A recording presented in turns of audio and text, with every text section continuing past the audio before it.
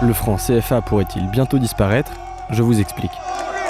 Le franc CFA apparaît en 1945, quand Charles de Gaulle, alors président du gouvernement provisoire, souhaite créer une unité monétaire pour les colonies françaises qui seront renommées en 1946 territoires d'outre-mer. À cette époque, et jusqu'en 1958, CFA signifie Colonie française d'Afrique. Le franc CFA avait été créé à l'époque pour permettre aux colonies de participer à l'effort de reconstruction économique d'une France dévastée et qui avait perdu une partie de son commerce avec ses anciennes colonies durant la guerre et qui n'avait pas assez de vigueur économique pour en fait être en concurrence avec, les autres pays. En 1960, avec la décolonisation, les territoires d'outre-mer de l'AOF, de l'Afrique occidentale française, et de l'AEF, l'Afrique équatoriale française, obtiennent leurs indépendances. Quelques nations choisissent alors de renoncer au franc CFA, comme la Mauritanie en 1960. D'autres s'en détachent avant d'y revenir quelques années plus tard, comme par exemple le Mali. D'autres encore, comme la Guinée équatoriale en 1985, décident de rejoindre la zone franc sans n'avoir jamais été des colonies françaises. Désormais indépendants, 14 États continuent d'utiliser le franc CFA, répartis en deux zones monétaires différentes. Il y a d'un côté le franc de la communauté financière en Afrique, pour les membres de l'Union économique et monétaire ouest-africaine, l'UEMOA, donc le Bénin, le Burkina Faso, la Côte d'Ivoire, la Guinée-Bissau, le Mali, le Niger, le Sénégal et le Togo. Et de l'autre côté, le franc de la coopération financière en Afrique centrale, pour les pays de la communauté économique et monétaire de l'Afrique centrale, la CEMAC, avec le Cameroun, la République centrafricaine, la République du Congo, le Gabon, la Guinée équatoriale et le Tchad. Dès sa création en 1945, le franc CFA est rattaché au franc français, puis à l'euro à partir de 1999. C'est-à-dire qu'il suit de manière fixe le cours de ces devises. Et c'est l'une des raisons pour lesquelles il est contesté, car l'utilisation actuelle du franc CFA soulève des questions à la fois économiques et politiques. Pour certains, le franc CFA est une garantie de stabilité et de crédibilité pour les pays concernés, car il permet un accès plus simple au marché étranger, puisque rattaché à une devise forte. Pour d'autres, le franc CFA est un héritage direct de la colonisation et il ne permet pas aux pays qui l'utilisent de se développer correctement. C'est le Trésor public français qui fixe le taux de change entre l'euro et le franc CFA. Les pays membres de l'UEMOA et de la CEMAC dépendent donc directement du Trésor public français. Aussi, la fabrication des pièces et l'impression des billets sont effectuées en France. Il y a deux enjeux, un enjeu symbolique et un enjeu de transparence démocratique.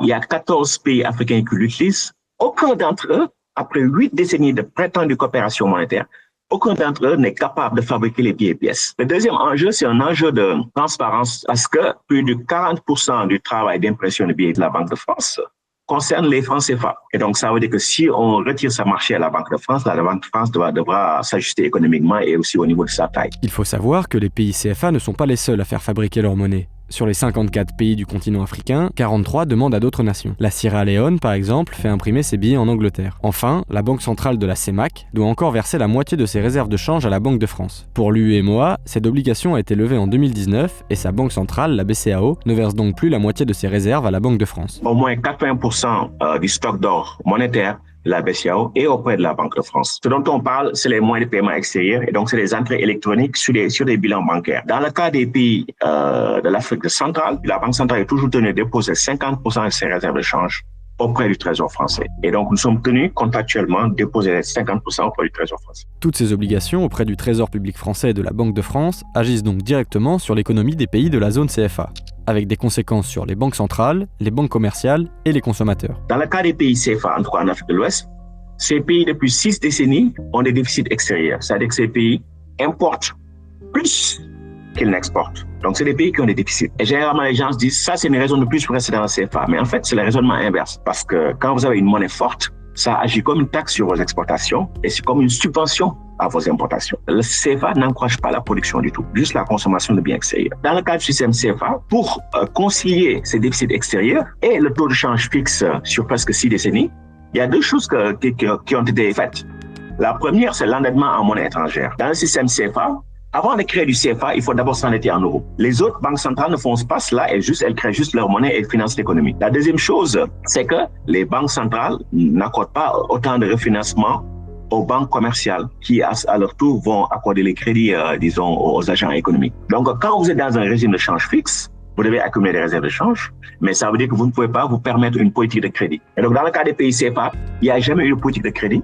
Donc ça veut dire qu'il n'y aura jamais de possibilité de transformation économique. Depuis plusieurs décennies, de nombreux pays d'Afrique veulent se détacher du franc CFA. En 2019, le président ivoirien Alassane Ouattara annonce aux côtés du président français Emmanuel Macron la réforme du franc CFA et son remplacement par l'ECO pour tous les pays membres de la Communauté économique des États de l'Afrique de l'Ouest, la CEDEAO, c'est-à-dire les nations qui composent l'UEMOA et celles de la zone monétaire ouest-africaine, la ZMOA, la Gambie, le Ghana, la Guinée, le Libéria, le Nigeria et la Sierra Leone, ainsi que le Cap-Vert. Ce projet de réforme du franc CFA, annoncé en 2019 par les deux chefs d'État, vise à limiter le pouvoir d'action de la France sur la zone CFA de l'UEMOA uniquement, avec comme décision la levée de l'obligation d'avoir 50% des réserves de change sur un compte d'opération du Trésor français, et donc la décentralisation des réserves de change en France vers l'UEMOA, et le retrait de la France au sein des instances de gestion du CFA en Afrique, qui avait jusqu'à maintenant un siège au sein de la BCEAO, un siège à la commission bancaire et un siège au conseil de politique monétaire de l'UEMOA. D'où vient cet écho? On ne sait pas. Il y a qu'un seul écho qu'on connaisse, c'est l'écho de la CEDEAO, écho diminutif de ECOWAS. C'est le seul qu'on connaisse.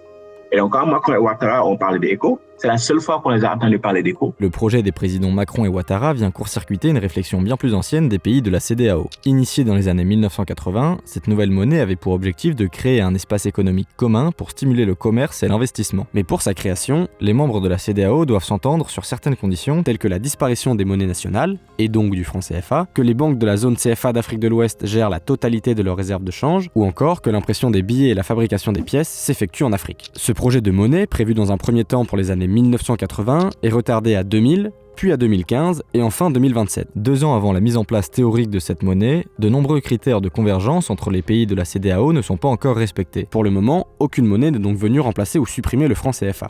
À cela s'ajoute une scission au sein de la CEDEAO, puisqu'en janvier 2025, les 3 pays membres de l'AES, l'Alliance des États du Sahel, donc le Burkina Faso, le Mali et le Niger, ont officiellement quitté la communauté économique des États de l'Afrique de l'Ouest. Même si des relations diplomatiques et économiques persistent, la volonté de ces 3 pays est de se détacher de la zone monétaire ouest-africaine. Mais si l'on se projette, et que ce projet aboutit en 2027, est-ce que sortir d'une zone économique comme la zone CFA pour en rejoindre une autre telle que la zone ECO est vraiment une solution viable? Pour moi, l'ECO CEDEAO pourrait être une alternative symbolique au franc CFA, parce que ce serait piloté par des Africains et non plus par le Trésor français. Le CFA, au-delà de ses inconvénients sur le plan symbolique, c'est pas une monnaie de développement. Il n'y a pas de politique de crédit possible dans le système CFA. Aller dans la monnaie ECO, CEDEAO, ne permettrait pas une politique de crédit pour les États. Il faut savoir qu'un ECO régional signifierait tout simplement un nouveau nom pour le Naira, parce que le Nigeria pèse au moins plus de 2/3 du PIB de l'Afrique de l'Ouest. La question fondamentale pour moi, c'est qu'est-ce qu'on reproche au franc CFA